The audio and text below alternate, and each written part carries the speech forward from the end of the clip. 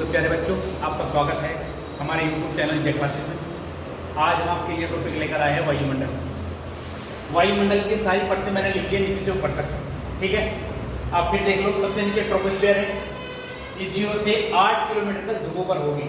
अगर पृथ्वी को ऐसा बनाया जाए, ऐसी तो है, तो ये पोल है नॉर्थ एंड साउथ, इन दो पोल पर इसकी मोटाई जो होगी वो 8 किलोमीटर है। रीजन क्या है उसके बारे में अभी बात करता हूँ। और भूमध्य रेखा पर इसकी मोटाई 18 किलोमीटर, यहाँ इसकी मोटाई होगी वो 18 किलोमीटर। इससे ऊपर जाएंगे तो स्ट्रेटोस्फीयर आएगी, इसकी जो मोटाई होगी वो 8 या 18 से 50 किलोमीटर तक होगी। 50 से 80 किलोमीटर तक मेसोस्फीयर होती है, और 80 से 640 तक आयनोस्फीयर, और 640 से 10,000 किलोमीटर तक एक्सोस्फीयर होता है, ठीक है। तो सीधे सीधे शुरू करते हैं ट्रोपोस्फीयर से, ठीक है। इसको हिंदी में बोलते हैं शोक मंडल।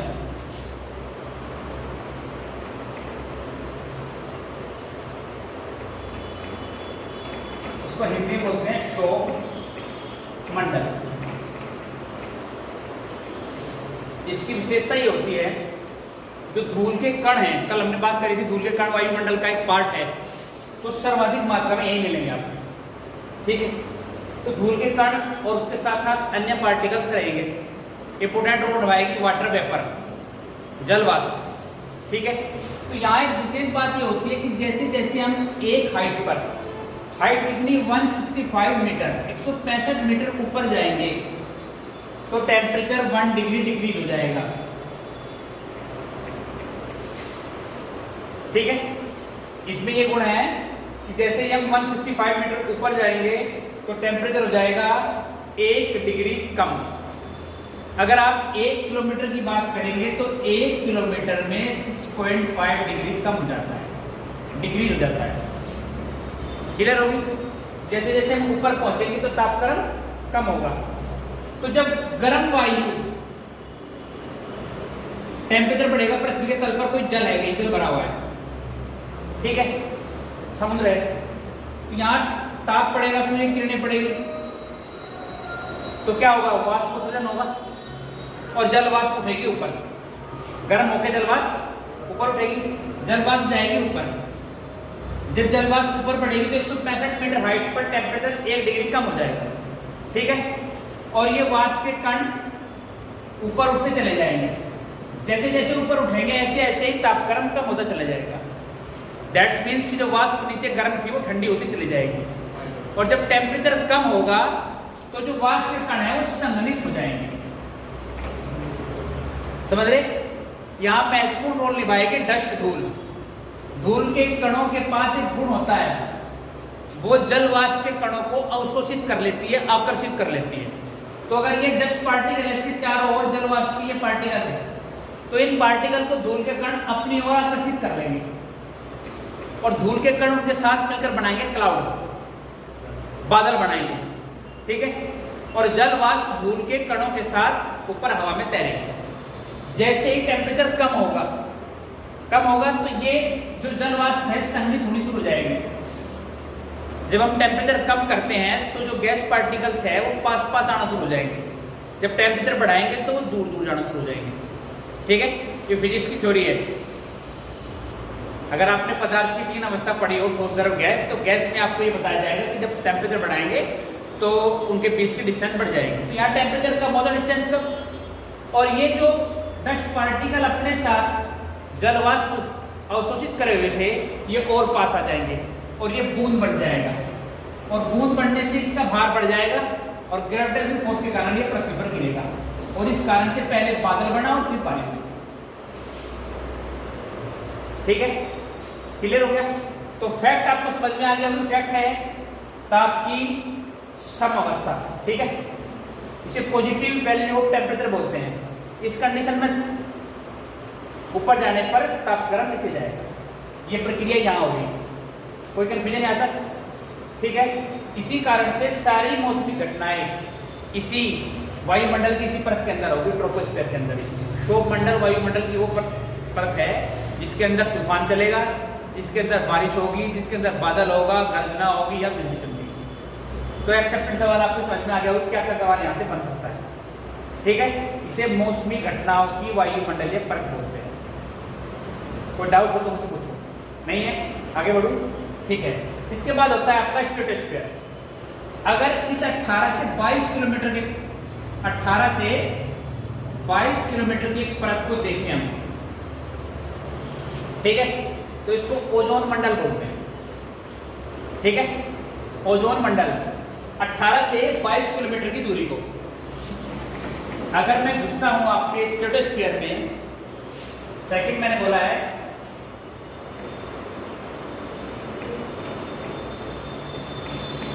इसको बोलते हैं समताप मंडल, ठीक है। जैसे ही मैं इसको घुसा तो हमने एक चीज पाई, हमने देखा कि इसमें 18 से 22 किलोमीटर की जो मोटाई है, इस मोटाई के अंदर एक विशेष गैस है और उस गैस का नाम है ओजोन गैस। उस ओजोन गैस के कारण इस लेयर को ओजोन मंडल बोलते हैं। तो ये क्या होगा, ये ट्रोपोस्फीयर के तो ऊपर और स्ट्रेटोस्फीयर की सबसे लोअर परत होती है। 18 से 22 किलोमीटर इसकी अनुमानित मोटाई होती है। ये ध्रुवों पर पतली रहेगी, ठीक है, और भूमध्य रेखा पर मोटी। क्लियर हो गया, कोई कंफ्यूजन नहीं है।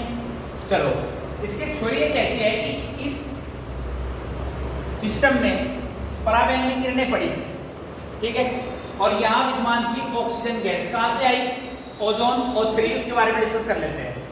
छोरी कहती है कि O2 गैस थी और O2 गैस पर यूवी पराबैंगनी किरणें पड़ी और उसने O2 को डिवाइड कर दिया O+O में, ठीक है, कोई कंफ्यूजन नहीं है।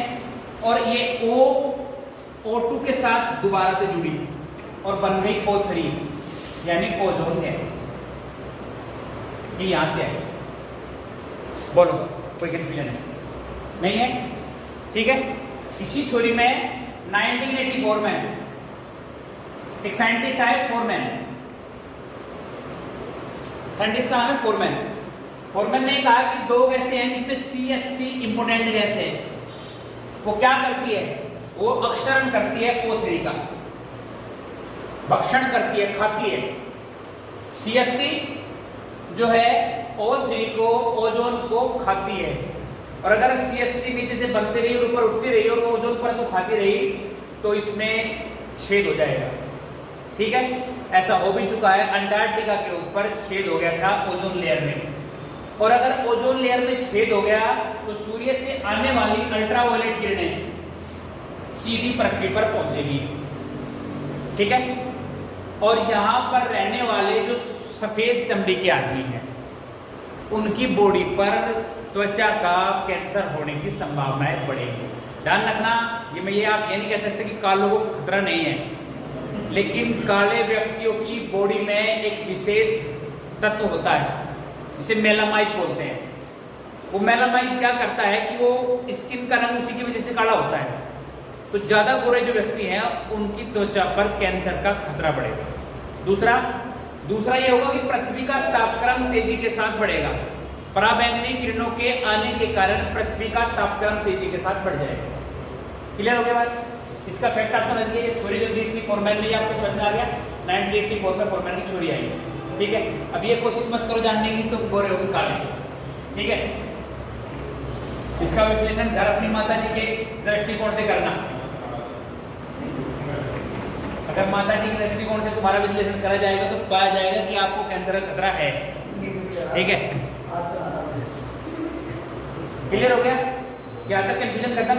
हमने बात कर ली स्ट्रेटोस्फीयर की। एक और चीज आप समझिए, स्ट्रेटोस्फीयर में ये जो ओजोन परत है, ये यूवी किरणों को अपनी प्रक्रिया को चलाए रखने के लिए, लगातार O3 को बनाए रखने के लिए यूवी किरणों को ऑब्जर्व भी करती है और रिफ्लेक्ट भी करती है, दोनों काम करती है। ये कुछ किरणों को रिफ्लेक्ट कर देगी और कुछ किरणों को अवशोषित कर देगी। जब ये अवशोषित करेगी तो इसका टेम्परेचर बढ़ेगा। इस कारण से यहाँ ये हो रहा था कि टेम्परेचर डाउन जा रहा था ऊपर जाने पर, यहाँ ये होगा कि इसका टेम्परेचर बढ़ जाएगा। नाम इसका स्ट्रेटोस्फीयर जरूर है, लेकिन इस परत का ताप इसकी तुलना में बढ़ जाएगा। क्लियर होगी? कोई कंफ्यूजन नहीं है? वायुमंडल, क्योंकि में वायुमंडल विद्यमान नहीं होता, इसमें कोई मौसमी घटना नहीं होती, इसलिए ये वायुयान उड़ाने के लिए सबसे ज्यादा बढ़िया परत मानी जाती है और वायुयान इसी परत में उड़ता है। क्लियर हो गया? क्योंकि इसमें कोई मौसमी घटना नहीं, तूफान नहीं, बारिश नहीं, बिजली नहीं, कुछ नहीं। तो ये एक्सेप्टेड सवाल आपसे यहाँ से पूछ सकता है कि वायुमंडल किस परत में उड़ा है। क्लियर हो गया? आगे बढ़ते हैं, चलते हैं मेसोस्फीयर की। ठीक है, अब मेसोस्फीयर को अगर तापक्रम की दृष्टि से देखेंगे तो इसका तापक्रम -100 डिग्री सेंटीग्रेड होता है। फैक्ट, कारण समझिए, ये 50 से 80 किलोमीटर की जो परत है इसका तापक्रम औरों की तुलना में कम होता है। ठीक है, और कम कितना? -100। यहाँ बढ़ा था, यहाँ घट गया। इसके पीछे फैक्ट ये है कि इस परत में कोई भी धूल का कण नहीं होता। जब धूल का कण नहीं होगा तो सूरज की जो किरणें आएगी, अल्ट्रावायलेट रेज जो होगी, वो सीधी इस परत को पार कर जाएगी और इसमें ऊष्मा का कोई अवशोषण नहीं होगा। जब ऊष्मा का अवशोषण नहीं होगा तो ये इसका टेम्परेचर -इतने डिग्री होगा। ठीक है, दूसरी बात क्या है, इसे हिंदी में बोलते हैं मध्यमंडल। कोशिश करो कि यहाँ आप खुद, अब यहाँ इस क्लास में आप इस तरह बैठो जैसे आप अकेले हो, कोई आपके पास अड़ोसी पड़ोसी है ही नहीं, आपको लाभ मिलेगा। 1-2 नंबर का सवाल आप पे चिपक के चला जाएगा इसमें। कोशिश करो कि आप अकेले हो, यहाँ कोई नहीं आपके साथ। कोई डाउट है तो मेरे से पूछो, मैं आपके पड़ोसी से ज़्यादा समझदार आदमी हूँ, इस बात पर विश्वास करो। तो मैं बात कर रहा हूँ मध्यमंडल। ठीक है, मध्यमंडल मैंने बताया कि कोई धूल का पार्टिकल नहीं, इस कारण से इस परत का रोल ये है कि इसका टेम्परेचर डाउन होता है। ठीक, लेकिन अगर इसमें बाहर से कोई उल्का पिंड आ गया तो इसकी एक महत्वपूर्ण भूमिका ये भी है कि इसे पार नहीं करने देगा। कोई उल्का पिंड इसे पार करके पृथ्वी पर नहीं पहुंचता। ठीक है, तो कोई से मेरा तात्पर्य है कि 99% उल्का पिंड ऊपर ही रह जाते हैं। अगर इससे कुछ पार कर जाता है तो नीचे की परत से कुछ बिगाड़ भी नहीं पाती, ये उसको बर्न कर देता है। इस परत का घर्षण सबसे अधिक है और उस घर्षण बल के कारण उसकी सरफेस पर आग लग जाएगी और आग लग जाएगी वो इस परत के अंदर जलकर राख हो जाएगी। तो ऐसा नहीं है कि इस परत को पार करके कोई उल्का पिंड पृथ्वी पर नहीं पहुंचता, पहुंचते हैं। लेकिन बात ये भी है, आप ध्यान दीजिए, ये नॉर्थ पोल ये साउथ पोल, अगर कोई उल्का पिंड से पार कर गया तो कहाँ गिरेगा? एक्सेप्टेड बातें हैं। हाँ नहीं, ध्यान रखना, समझ लो, नॉर्थ और साउथ पोल का attraction force behalf of all अर्थ ज्यादा होगा। पूरी पृथ्वी की तुलना में यहाँ अट्रैक्शन फोर्स ज्यादा होता है। ध्यान रखना, टेम्परेचर तो होता है यहाँ लो, समझ रहे, लेकिन अट्रैक्शन फोर्स ज्यादा होता है। इस कारण से अगर कोई पार कर भी गया मध्यमंडल को, मेसोस्फीयर को, तो वो टर्न हो जाएगा इस तरफ, इसलिए ज्यादा उल्का पिंड चले जाते हैं इस तरफ, नॉर्थ और साउथ पोल की ओर। लेकिन कुछ ऐसे भी हैं जो रेयर चांसेस में अंदर की ओर आ जाते हैं, तो इस जगह जगह गिरते हैं। आपने पिछले दिनों में भारत में गिरा था और बिहार के मुख्यमंत्री नीतीश कुमार से देखने के लिए खुद गए। ठीक है, एक महाराष्ट्र में पड़ा है, जो बड़ा उल्का पिंड कहीं पड़ेगा तो वो झील का निर्माण कर देगा। महाराष्ट्र की लोनार झील है, सुना ना, वो एक उल्का पिंड के बनने के गिरने के कारण, समझ गए।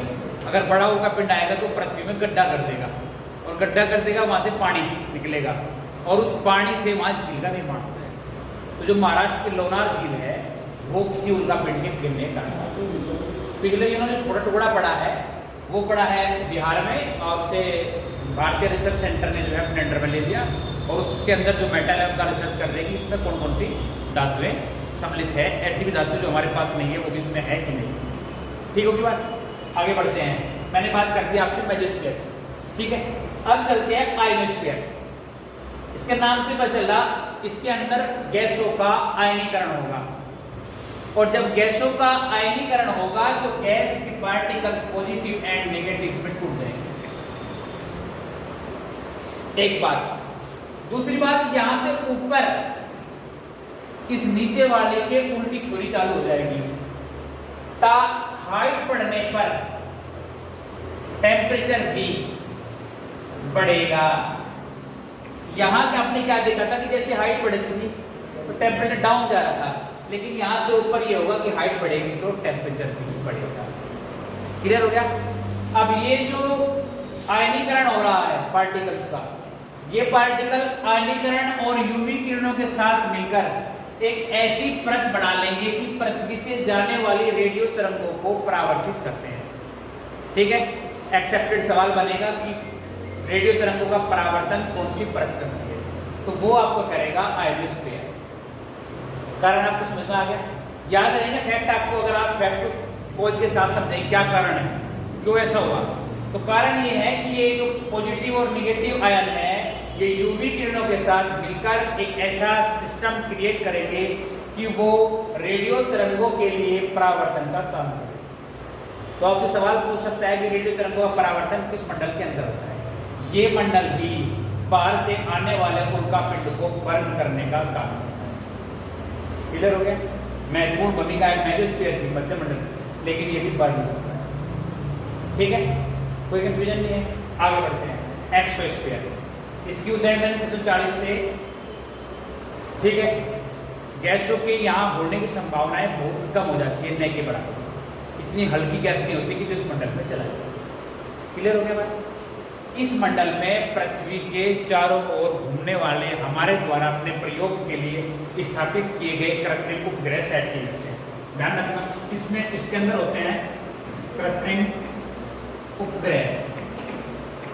ठीक है, ध्रुवों पर उनकी जो ऊंचाई होगी वो 900 किलोमीटर से ज्यादा और भूमध्य रेखा पर 3600 किलोमीटर से ज्यादा।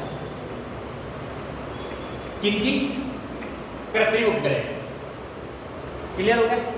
तो ये इन दो मंडल में जो है, इस मंडल में कृत्रिम उपग्रह सेट किए जाते हैं जो हम अपने मौसम को समझने के लिए या फिर अपने रेडियो सिस्टम को चलाने के लिए या फिर रेडियो सिस्टम को न कह के आपकी मोबाइल सिस्टम को चलाने के लिए हम सेट करते हैं, या फिर सुरक्षा, देश की सुरक्षा के लिए भी हम कई उपग्रह सेट कर लेते हैं जिनसे हम देश की सीमाओं पर सैटेलाइट के द्वारा निगरानी करते हैं। ठीक है, कोई कंफ्यूजन नहीं। तो इन सारे मंडल से मैंने एक्सेप्टेड क्वेश्चन भी आपसे डिस्कस किया है, कोशिश की है कि कोई एक्सेप्टेड क्वेश्चन ना छूटे आपका, और कोई कंफ्यूजन हो तो मुझे बताओ। बहिर्मंडल, इसको बोलते हैं बहिर्मंडल, हिंदी में समझ लो। ये सोप मंडल है, ये समताप मंडल है, ये मध्य मंडल है, ये आयन मंडल है और ये बहिर्मंडल। ठीक है, आपकी जानकारी के लिए बता दूं कि इन्हें हिंदी में याद मत करना, इंग्लिश में करना, क्योंकि प्रॉब्लम ये हो रही है कि एग्जाम में ये इंग्लिश में आ रहे हैं, लिखे तो होंगे हिंदी में, लेकिन वहाँ लिखा रहेगा ट्रोपोस्फीयर हिंदी में। तो जो हिंदी में याद कर ले उसके लिए समस्या हो जाओ, भूल जाओ। ठीक है, एक सिंपल लॉजिक भी है, ये सारे के सारे अल्फाबेट के सीक्वेंस के आधार पर है। देखो पहले ई है, ये ई है, एक्सोस्फीयर ई है, ई के बाद आई आ रहा है, आई के बाद एम आ रहा है, एम के बाद एस आ रहा है, एस के बाद टी। अगर एग्जाम में आप भूल भी जाओ तो इनका अल्फाबेट के सीक्वेंस के आधार पर नाम है, तो आपको एग्जाम में याद रखने में आसानी रहेगी कि ये कौन से की बात कर रहा है। ठीक है, एक सिंपल लॉजिक है, अगर आप भूल जाओगे कौन सा है, आपको हिंदी में याद है तो इंग्लिश में ये अल्फाबेटिक सीक्वेंस के आधार पर दिए। तो मुझे लगता है कि मैंने कोई एक्सेप्टेड सवाल आज छोड़ा हो। ठीक है, यहाँ तक कोई कंफ्यूजन हो तो मुझे बता दो, बोलो। ठीक है, इसे जो है टेम्परेचर बढ़ रहा है इसे बोलते हैं थर्मल लैप रेट। जो टेम्परेचर बढ़ रहा है सॉरी को बोलते हैं thermal lap rate. Thermal lap rate होता है दो प्रकार का, एक होता है पॉजिटिव लैप रेट, एक होता है नेगेटिव लैप रेट। इसे समझिए आप क्या होता है positive and negative lap rate. ये ताप बढ़ने पर जो टेम्परेचर डाउन जा रहा है इसको बोलते हैं पॉजिटिव लैप रेट।